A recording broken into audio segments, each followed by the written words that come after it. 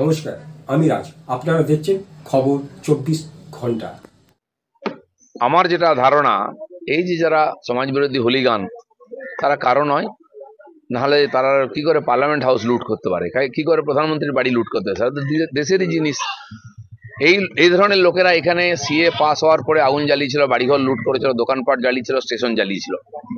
এই লোকেরাই ওখান থেকে এখানে যারা ঢুকেছে এসে 21-এ নির্বাচনের পরে বিজেপির কর্মীদের বাড়িতে অ্যাটাক করেছিল, বাড়ি ভেঙেছিল, আগুন লাগিয়েছিল, দোকান লুট করেছিল, মহিলাদের অত্যাচার করেছিল।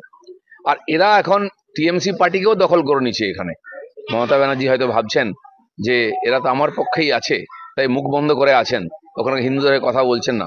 কিন্তু উনি জানেন না, উনি বাঘের পিঠে চড়ে আছেন। যেদিন বাঘের পিঠ থেকে নামবেন, আগে ওনার ঘাড়ে মটকাবে ওরা। যেন এক দিদি গেছেন, আরেক দিদি হয়তো সে রাস্তায় হাঁটছেন। তাদের ভবিষ্যৎটা যেন টিএমসি দেখে রাখে, তারা পশ্চিমবাংলায় কোন দিকে নিয়ে যাচ্ছে, এই আগুন থেকে কেউ বাঁচবে না।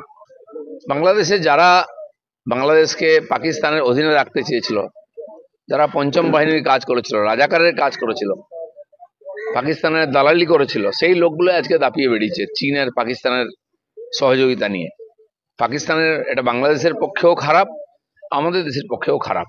সেই জন্য বিশ্ব জনমত যারা দাদাগিরি করেন, যারা বহুদিন বাংলাদেশের নিজের পা শক্ত করার চেষ্টা করেছিলেন, বড় বড় দেশ সেই দেশটাকে লুট করার জন্য, তাদের হয়তো কিছু যাবে আসবে না। কিন্তু এই যে 20-22 কোটি বাঙালি যারা বাংলাদেশে আছেন, তাদের ভবিষ্যৎ অন্ধকার। হাসিনা এই দেশের অনেক উন্নতি করেছিলেন, বিভিন্ন দেশের সঙ্গে সমঝোতা করে, সহযোগিতা নিয়ে সাধারণ মানুষের জীবন স্তরের উন্নতি